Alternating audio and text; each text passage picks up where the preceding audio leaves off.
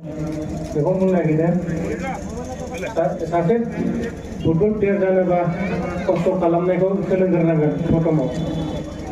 मेन खोथा हार्डवर्क खालामनायखौ नोंसोरो नाजानांगोन आरोखि हार्डवर्क मारै खालामनांगौ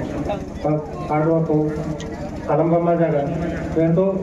लाखिनांगोन हार्डवर्कखौ आरो बेजों लोगोसे डिसिप्लिनबो लाखिनांगोन डिसिप्लिनजों लोगोसे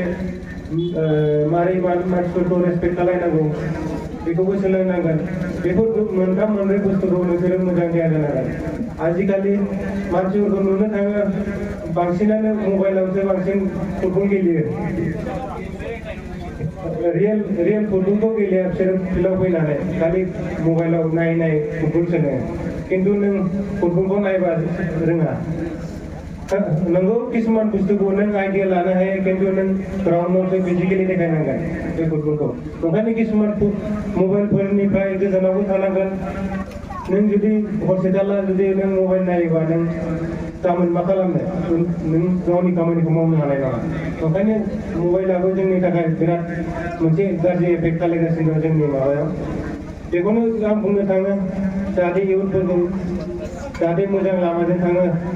दङ जोंनाव स्पर्टजोंबो फुटबलजोंबो गोदो जों मिथियामोन फुटबलजों मा लाइफ जायो ना जाया लाइफ सेटेल जायो ना जाया जों जेबो मिथियामोन जों जास्ट इन्जयमेन्टल' खालामो जोंनि समाव एथ'ग्राब मबाइलबो गैयामोन ससियेल मिडिया एथ'ग्राब गैयामोन खिन्थु बे जेनेरेसनाव नों ससियेल मिडियाबो दं ससियेल मिडियाजोंबो नों फेमास जानो हायो किसुमान बुस्थुखौ नों नायनांगोन बबे बुस्थुआ मोजां बबे बुस्थुआ गाज्रि मोजां लामाखौ हमनाया गाव गावनि बेनोसै आरो मा बुंनोथ' बारा खोथा गैया आरो बुंनोबो बारा रोङा बेखौनो बुंनानै आं फोजोबनाय जागोन